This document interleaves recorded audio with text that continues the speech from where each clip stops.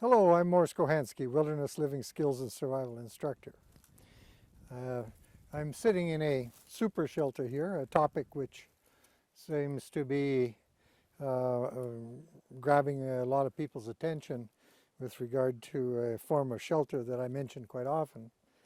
The super shelter in general is a survival kit component shelter, and you carry a certain amount of gear in the form of reflective material, parachute, and polyethylene, and combining these three materials, you end up having a shelter that employs a great deal of science. The reflectivity of the mylar, the vapor permeability of the parachute fabric or other fabric, and the polyethylene that is a cheap material that creates windows and can create a bubble just by itself.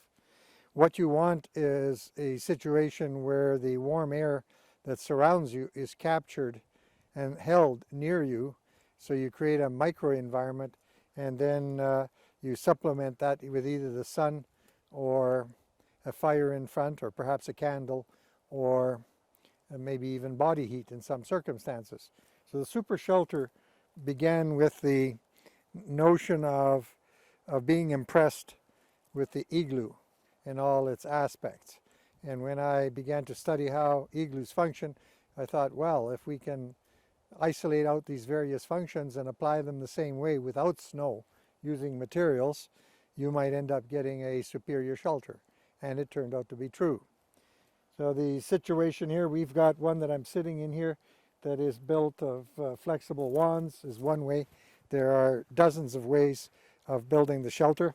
Here we have a book that goes into some detail, and in the very near future there will be a lot on the 10-page information packets that will devote themselves to many different kinds of shelters, and in particular this one. So you carry a pound or two of material because you feel you're not bringing a sleeping bag, and you don't want to do all that axe work and saw work, so you want to get an efficient return for the fire that you're going to use in front of the shelter. And in many cases you might find that you can drag up enough wood and be fairly comfortable in most of the time if you happen to have this means of creating this bubble that we call the super shelter. Well, here we have a booklet that's the 2 kilogram survival kit that goes into the most detail that's available in published form up to the moment.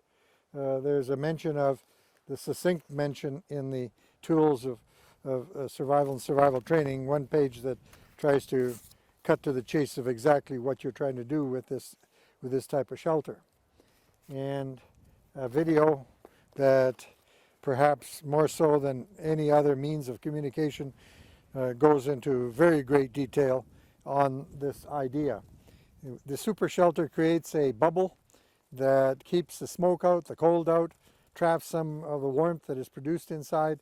You've got the circumstance as well that if you build it like the one we see here, that you can actually move the shelter a few feet or a few yards or a few meters. So instead of cutting wood and constantly bringing it to the front of the shelter, you're tending to leave the wood where it is and bring the shelter there, sort of thing. So the science of reflectivity, of creating windows, so essentially it starts with being a greenhouse that lets the radiance of the fire or radiance of the sun in, captures it to a certain extent, and keeps the smoke and the sparks and the bitter cold at bay because you're in this little protected bubble. And I do not think there's any other survival instructor who is indulged in looking at shelters from this perspective. And it's one of the few things that I claim a bit of inventiveness, but I don't invent everything right from scratch. It was the igloo that gave me all the ideas of an elevated bed, of a highly reflective interior, of a certain amount of exchange of fresh air, etc., etc. So you can't go wrong by studying everything you can about super shelters. Read up about greenhouses, read up about the igloo, and then you'll see there's a bit of a marriage between greenhouses and igloos, and you have what I call the super shelter. Another type of structure for a shelter is made with flexible wands. And although this was original intention was as a steam bath or sweat bath, as the native people might call it, the situation is that with your small knife, you can cut out flexible materials, stick them in the ground, and create a structure like this in a very short while. Some people prefer to have an open front, some people might have an open end, or neither. You can cover this with polyethylene, and even though these sticks they're like that, they don't really interfere that much with the radiance coming into the shelter. So a shelter built like this, you throw a piece of plastic on it, and right away you have a much more comfortable situation. But if you put a mylar reflective sheet on the ceiling, and that improves it immensely. Then if you take a small portion and you use a vapor permeable fabric, there'll be exchange of fresh air. And you've got all of these factors that work for you, and as a result make your fuel last much longer, and you are in a much more constant type of environment where you don't have these severe fluctuations of hot and cold. A very quick way to put up a shelter is to use flexible arches, and probably that's what you might use nine times out of 10, as opposed to poles and things like that, although sometimes you have no choice because there is no flexible materials. In some ways this might even appear like an igloo as it is. We also might mention that when you make a good framework like this, you can take slabs of irregular snow and keep stacking them against this till finally you have an igloo. But if you brought a couple pounds of mylar and parachute fabric and polyethylene, you'll end up having a shelter for up to 6 people. And that's what we call the super shelter. In the variation of the different ways you could put up super shelters, here's an example where you're more or less stuck with rigid sticks, rigid poles. This is a 2-person shelter, or actually could be made to accommodate 4. And it's kept as small as possible to be able to reduce the amount of work at stoking the stove and keeping the stove full of fuel, you might say. So you're looking at compactness and something that doesn't have any wasted space. This particular shelter is built of at least wrist stick poles. They're stacked up as one method, like log cabin style with great big gaps, and the roof here is actually built of stiff members, which you will have actually 2 ridge poles inside, and at the end of your rather stiff roof rafter goes under the far one and over top the first one, and that's the way you create a very solid roof that will bear a heavy snow load. For example, you could build a shelter like this, and then when the snow gets deep you could cover it with snow and discover that you might not even have to have a stove going, because it might be small enough to capture enough heat with 2 people sharing the shelter. If 4 people shared the shelter, double bunks, people sleeping one under the other, it might generate enough warmth by body heat alone. But that is something you play with once you get the concept. The stove, because the room is kind of constricted, there is a foil or mylar that is used to keep the heat of the stove from perhaps causing any nearby logs to catch on fire.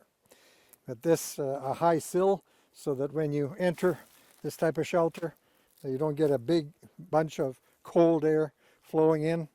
Crotch high sill, important feature.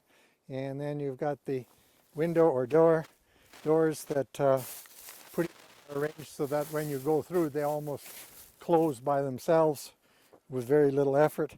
And because of the high sill, where usually the biggest culprit in cold air or inefficient closure is in the doorway. So the crotch high sill, that is taken care of very easily. This is probably the most sophisticated version of the super shelter there is. And we have our bed arrangements. First, we learn about the bed made with finger thick sticks that give under the weight of your body, and a cross piece under the back of the knee. So you end up creating a fairly comfortable, resilient platform to sleep on. If you put a closed cell foam, open cell foam on top of it, you're in the lap of luxury. The stove that we have here, you might be building your shelter according to what the stove will do for you. So if you have a stove of this size, it probably would keep dozens of people comfortable. But here you're looking at the capacity of the stove and everything that you're living a very comfortable, humane existence in this type of construction. In the short time that you build this as a trapline cabin or whatever, a few hours of construction and you have such a big return of comfort. Here we have a super shelter that will accommodate comfortably 18 people. So you've got sleeping platform for 18. There are 4 alcoves, you might say, of about 6 each. The bottom part to anchor all your wands are fairly big logs. The bigger the logs, the less you need. And with that you create a structure that is snow-proof and rigid enough. If you prop it in the occasional thing, then you don't have to worry about the snow collapsing it by the time you use it. There's a relatively small stove that keeps it heated.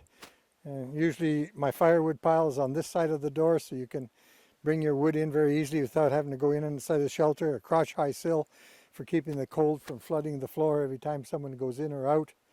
And you got sleeping benches that are the edge of the bed is where you sit, and you have a central area where you can craft and you can move around in when it's bitter cold. So this is the, you might almost say, the 20-person version of the super shelter. You may create more alcoves here. There are 3 alcoves and an entrance. You could have 4 alcoves. And if you raise the beds high enough, then you can also situate where you can double the capacity. So a shelter this size could actually be made to accommodate close to 40 people because you got sleeping in 2 tiers. Very compact, which means if 40 people show up in a relatively short time, they will build a shelter like this and operate out of it so that you have a comfortable place to withdraw to. So again, the super shelter ceiling has got a highly reflective surface. The part of the shelter might have clear polyethylene to let the sun in. In this case, the big shelters of this nature, usually you're not using the sun much. You're heating with the stove that is perhaps also used for doing your cooking. But anyway, you will probably never ever see this type of shelter described anywhere else except coming from this part of the country where it took many years of evolution to reach this state. Very often the type of shelter you build is either related to the wands that you have available to make your arches or the width of the poly that you might be using to quickly put the shelter up. Beds are made out of plywood, but basically we can also make them out of thin poles, much like the ski shoe poles that are used. But here it's a kind of a semi-permanent facility for accommodating large numbers of people who might appreciate the rustic and the natural atmosphere that this type of shelter creates. It's obvious that this was built in the summer because the leaves that are on the ceiling, and you can see that the wands that are used can be perhaps a little thicker than the thumb, for sure in most cases, to create a strong and rigid roof.